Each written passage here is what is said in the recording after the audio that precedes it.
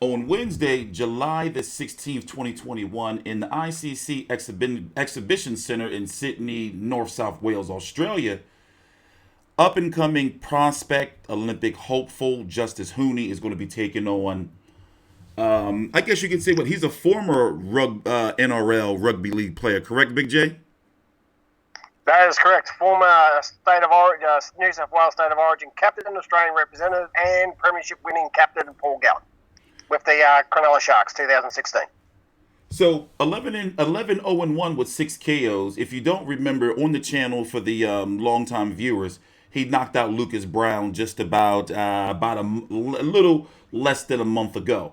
You know, before that, he had a fight in December against former UFC fighter Mark Hunt, and now he's fighting Olympic hopeful Justis Huni, as we have here pulled up on BoxRec, 3-0 with 3 KOs. So before we even start or really get into the meat of the video, I want you to listen to the promoter of this event, the promoter of Justis Huni, the promoter of Jeff Horn, Dean Linergan. This is TstreeT Controversy and Big J with FightView360.com. Please subscribe. I've got nothing. We're joined here today by both of the main event fighters and their teams, as well as the promoter and some of the undercard as well. Ben Damon is my name from Main Event Television. We're excited today to announce that this fight will take place live here at the ICC at Darling Harbour in Sydney on a Wednesday night, the 16th of June. You'll see it, of course, live on Main Events, and that will be available via Foxtel and KO. This event is brought to you by D&L Promotions, and Dean Lonergan has joined us from there. Dean, firstly, a couple of questions to you. How difficult was it to make this fight happen? How difficult, essentially, to get Paul Gallen in the ring with Justis Huni? It's not that hard. You just got to turn up with a Brambles truck or two. It's pretty simple, really. Like we released Lucas Brown. I had Lucas Brown signed to a 2-fight contract to fight a warm-up fight against Arsene Fosso down in Canberra, and then a fight against Justis Huni.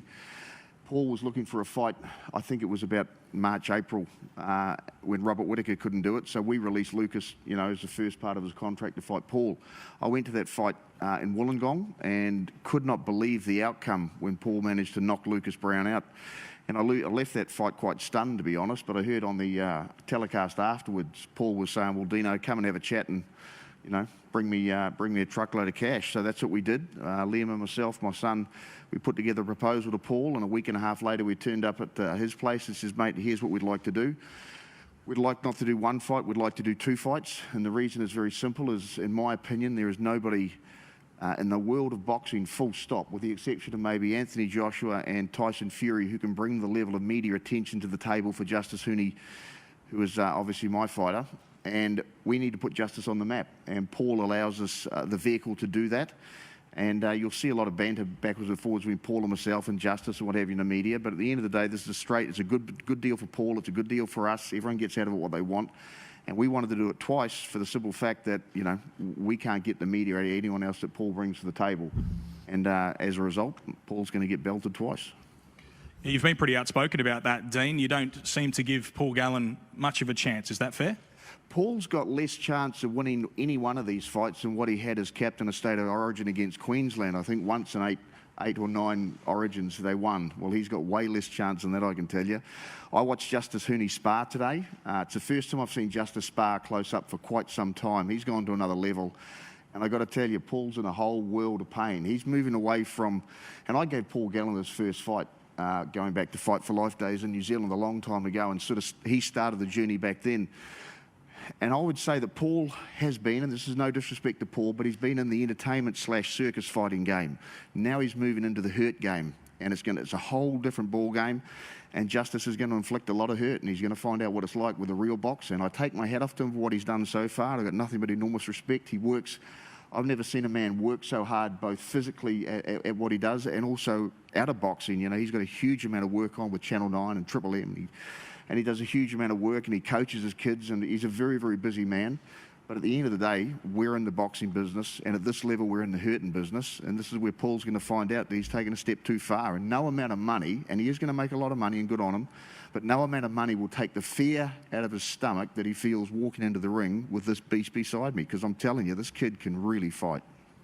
So is it your thinking that he's just here to get the payday and get bashed? The answer is, on a number of occasions, Paul Gallen has said, I'm here for the money, I'm a prize fighter. And he is. He's probably the best prize fighter this country's ever seen. And he gets paid money because he generates money. And in the fight business is very simple. The more money you generate, the more money you get paid. And Paul's exceptional at driving media. Media drives pay-per-view sales. Media drives sponsorship. Media drives GA sales. And as a result, financially, he's on the A side of this card. But we get out of it. Justis Huni is going to be one of the most famous kids in this country. They come, sort of August, September, after he beats Paul in the first fight, after he wins a gold at the Olympics, and after Paul nominates to go again, because he can't make this money anywhere else. And I've read on a number of occasions, Paul doesn't need this money, and mate, he's been very successful. Paul wants this money, and he wants it like no man I've ever seen before, and good luck to him. We're going to give it to him, but he's just got to get belted for it. Dean, where does this rank as a promoter? You've been involved in so many massive events, but now with your next star against this mainstream talent that is Paul Gallen, where does this rank for you? I haven't been this excited about a fight since Jeff Horn fought Manny Pacquiao. One of the reasons you do this, and one of the reasons my guys do this, is that they want to show off their skills. And Paul brings to the table an absolutely enormous media attention, firstly from New South Wales and from Queensland media. And as I said, I don't think I can get anyone who brings the media to the table as much as Paul outside of Anthony Joshua and Tyson Fury. Hence, we want to do this twice.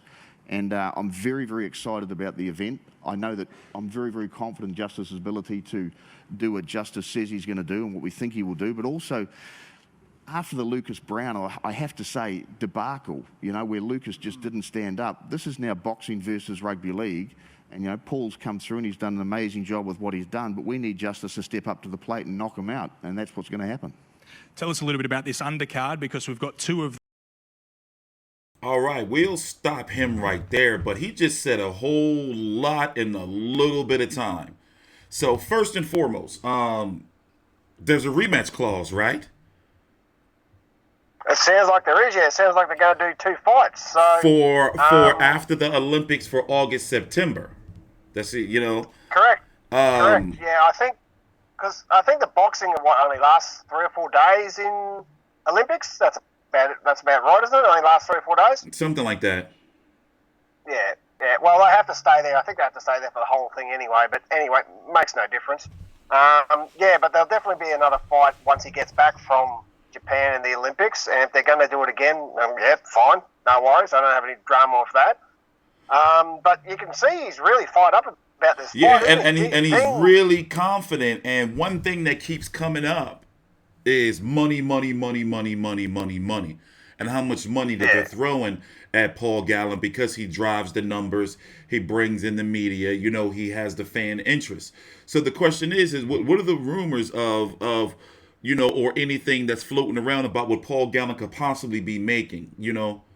Is it 7 figures plus? Seven figures plus. Well, and for the heavyweight division right now over in Australia, he is the money man. Is that correct? I mean, is that safe to say? He's the money man, period. He's the highest paid boxer in the country. He makes more than Tim Tszyu does. Easy. He would easily be the highest paid fighter in the country. So let me with the exception of George, because he's getting, how much is George getting again? 2.1 or something like that. Yeah, something like that. But domestically speaking, but we'll get to George in a second. But yeah, domestically speaking, he would easily be the highest paid fighter in the country. Okay, so another thing is, now as it stands right now, Justis Huni, he has another fight coming up next. He has a fight coming up next week on May the 26th. Against let's say I'm going to call him Christian Soze, or what, I know I'm butchering his name, but, and then less than a month later, this fight's going to be on June the 16th against Paul Gallen. Then the Olympics is 3 weeks after that? That is correct, yeah. And then he's supposed to have a rematch with Paul Gallen if Paul Gallen invokes the rematch clause if he loses on June the 16th. That rematch is supposed to take place in August or September. That's a pretty hefty Correct. schedule right there. That is a pretty hefty schedule for someone. I mean, he's only 22. And he just fought in if he was April. starting, yeah, but if he was starting out, he'd be fighting every 6 or so weeks True. anyway, wouldn't he? Yeah, but with the profile of Not these on fights. this level, though. Not at this level of fights. Yeah. So there's a big difference between being a 3-0 fighter at the bottom of the scale and being a 3-0 fighter at the top of the scale. Mm-hmm. So big difference. I mean, as I said in the last video, it's very risky because people are forgetting that old mate Christian. We're going to butcher his last name. Apologies to you, mate. What if he knocks Justis out or beats him on points? Or he gets a cut or anything. Yeah, if he gets injured, it throws a monkey wrench in the whole plan. It's going to fuck the whole thing. So, this is extremely risky for all this. I mean, we all know this fight is a publicity stunt to get Justis support to go to the Olympics. Pretty sure I've said that before. That's the whole point of this fight because they're not talking about the other fight. They glanced over it in the press conference today. Yeah. But this is the one that they want. It's the Queensland-New South Wales rivalry.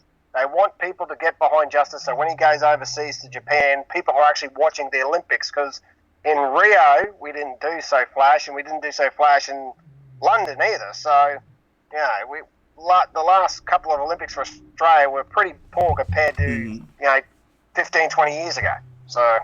All right, so this is what we're going to do. It's going to be a jump cut for you, the viewers, but we're going to take a quick break over here, and then we're going to move on to the second half of the video and close out. So take your time. Please subscribe. Follow us on Twitter. I'm TstreeT Controversy with FightView360.com. And firstly, the trainer and father of Justis Huni is Rocky. Rocky Huni, your son's about to get into a ring with Paul Gallen. You just saw Paul Gallen knock out Lucas Brown in a round. Do you have any concerns? Look, is that on? Yeah, that last fight with Brown was, I was impressed. We were both impressed. Justis and I were watching the fight at home and, definitely shocked at the outcome. But like I said, as soon as Justis seen that knockout, pretty much said, Dad, I don't want to fight Brown. He looked straight at Gallen, got the call up from Dean that night, we're here. And why was that? Did he see something in what Paul did or just because of the stage that could be set? No, look, we just come off a fight with Jack Morris, I think his name was, and a lot of people were complaining about his skill set. But you got to remember, Justis, they both went into the fight both 2-0. We haven't seen much of Jack Morris. It wasn't. Everyone thinks that Justis knew about that fight or who he was going to fight. Justis didn't know who he was fighting to the last minute. We took on the fight. Obviously, it was a lot easier than what we thought. We just needed someone to challenge us. With Gal, I know everyone disrespects him, but like Jeff said, he trains hard, he's motivated, and we believe that he'll be a good fight. It's a grueling schedule that you've set for your son. Not only does he have this fight coming up on June 16, but 8 days from now, here at this venue, he's got another fight against Christian Zoy, and then he's off to the Olympic Games. Why so many fights, and why is he so busy? All these fights, it's a lead up really just for the Olympics, and it wasn't supposed to happen like 3 weeks apart. Obviously, the fight was supposed to happen in July, but I think Boxing Australia has some concerns with Justis when we got hurt, injured in that fight, and it was too close, so we put it back to the 16th. Otherwise, it would have been 6 weeks apart, and that's the only reason. And what's the biggest goal for you and Justis this year? Is it beating Paul Gallen or is it Olympic gold? The biggest goal for us is the Olympics.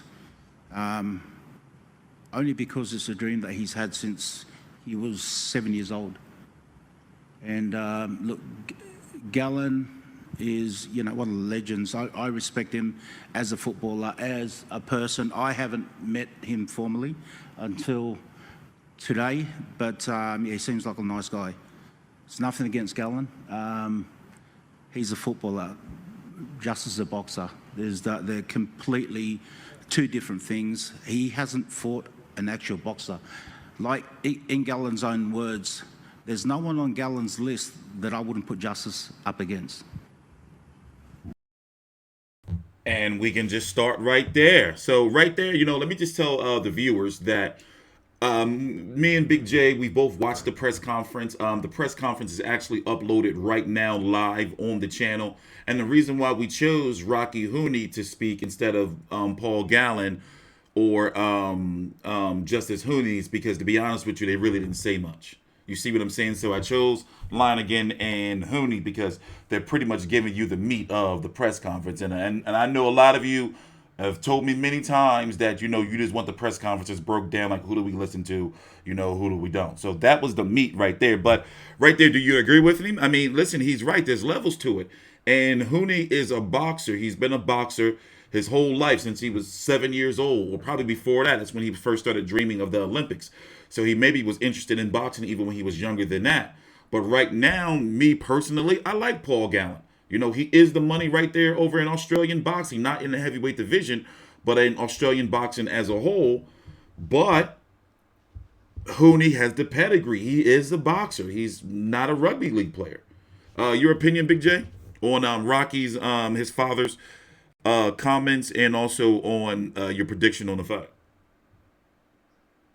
Well, I think Rocky's comments were extremely fair. You mean, you know, his father wanted his son to do the absolute best. He sort of confused me as to why the fights are so close together, because I'm actually surprised that the boxing federations or the New South Wales Combat Sports Authority, which I'm pretty sure are the mob that give these fights a tick of approval, would allow him to have 2 fights in 3 weeks. So, Yeah. you know, because there's a huge concern that, you know, if he gets a cut, if he busts his hand, if Well, a hand, yeah. hurts his shoulder and all that thing. But as far as prediction, and this came to my head, I'm going for a draw. Because they said they want a rematch. They said they're going to do it again after the Olympics. I'm going for the draw. And you know what? You know, from what I'm seeing from Paul Gallen and what I've learned from him, you know, and I've watched clips and about 2 of Justis Huni's fights in full, and we even played one while the father was talking, a little clip. You know, he does have fast hands, but the power is concerning. And can he knock out Paul Gallen? Can Paul Gallen grind him out? You know, what is it? A 10 round? Is it 10 rounds? 10 rounds. Yeah, it's 10 rounds. Yeah. So the IBF Pan Pacific titles on the line, so they'll give the winner a top 15 ranking with the IBF at the heavyweight division, which will put him straight in line for a fight with Dempsey McKean, and Dempsey would flog both those guys, no problem. Yeah. But yeah, it just seems to me that, you know, they're borrowing a bit of a page out of Vince McMahon's playbook. You know, do this one, build it up. You know, this is sort of like, and the second one to be bigger than the first one, especially if Huni wins in the Olympics. It's the writing's all on the wall because it'll be so much more. Well, as you said, it's a publicity stunt, and you know, right now, it's reeling the people in. Road to WrestleMania. I mean, this looks like the Royal Rumble, then the Olympics, and then the final one. You know. Yeah. You know. It looks like a script of Road to WrestleMania. So basically, this is the test run for the second fight. The second fight is supposed to be the huge one. Yeah, I get it. And meanwhile, Paul Gallen's getting a beautiful payday. Yeah, and has another one pretty much secure. That even if he loses, all he has to do is sign again. You know, to say, yeah, I want the rematch. You heard line again. Just to get flogged again in a rematch. Like, it's there, so that's free money. Yeah, and the one thing that they're forgetting, that if he doesn't win the gold, this is all going to fall to shit. So, honestly, let me tell you something. If he doesn't come home with at least a medal, I don't think the second fight's going to be as big. I was going to say that at least the silver. It's got to be at least. It's if it's not the gold, it's got to be at least the bronze. He's got to come home with something. Yeah, and got information on our last video. There was actually a gentleman that won a bronze medal at the Seoul Olympics in '88, an Australian fella, but I've forgotten his name. Gotcha. So, yeah, I've forgotten his bloody name. Graham, I forgot his last name. Shit. I should have looked that up. But, yeah. We'll have Someone told me it in the for comments of the before last our next preview video. Also, I'm going to make it my business, especially since with my cable, I did it before, but I wasn't consistent. I have access to the Olympics. So I'm going to do my best, and it's looking like I have the time to actually follow Huni's progress in all of the other boxers in the Olympics. So that's something to look forward to. I have full high definition access to him. So closing thoughts, and also we have to make sure we mention George Kambosos. Yeah, I was just going to say, as much as I'm happy with this fight, I'm extremely pissed off because this takes a lot of focus off George. Because no one's talking about George. Because it's all about. Let's break it down a little bit, really quick, because we have a whole big video coming on us, so we're going to be doing full coverage. Teofimo Lopez, undisputed 135-pound lightweight champion, is going to be taking on George Kambosos, his IBF mandatory. So let me break it down to you even further. To be undisputed, you have to have all of the major titles in the Ring Magazine title to be undisputed. That's the WBC, WBA, IBF, WBO, and the Ring Magazine. I'm not sure if he has the IBO, but I'm pretty sure he doesn't. Either way, that doesn't matter. The point is, George Kambosos is the IBF mandatory, which gives him a shot at all of those belts. So if he were to win, he would by default, now this is where you come in, Jay. What does it mean, if George Kambosos were to win? And why he should be getting the attention, more, like just as much attention, if not more, than Paul Gallen versus Justis Huni. Well, the simple fact of the matter is that this is the biggest opportunity for an Aussie fighter ever. No one has gone for undisputed for 4 belts. This is the 4-belt era, of course. The last undisputed champ we had was Kostya, and need I say it, he's a Russian, not born and bred Aussie. So, and there's also Viktor Chinin, but he was a Mirian. This is the first born and bred Aussie to get this sort of opportunity, right? We all know Jason Maloney had his 3-shot belt against Anoye last year. Didn't work out. This is even bigger than that.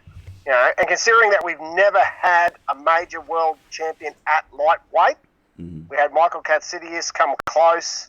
We had Jeff Fennick have a crack. A couple of guys won the IBO, Lester Ellis, Lenny Zapavinia, but nothing on this level. No Australian boxer has ever had this opportunity ever, and there has been little to no media attention for George, which is extremely disappointing. This is the biggest opportunity for an Australian boxer ever, and it's being overshadowed by an Olympic hopeful taking on a washed-up footy player. And here in the States, just to chime in a little bit, and we're going to do a whole full in-depth video on it by the end of the week. To chime in, the fight is going to be here on Triller. It's a streaming service, but you're able to buy the fight on pay-per-view. It was Roy Jones versus Mike Tyson was hosted on the platform. Jake Paul versus Ben Askren. Now you have Teofimo Lopez versus George Kambosos. And frankly, here in the States, the pay-per-view is not trending very well, especially since Tyson or Holyfield are not on the card.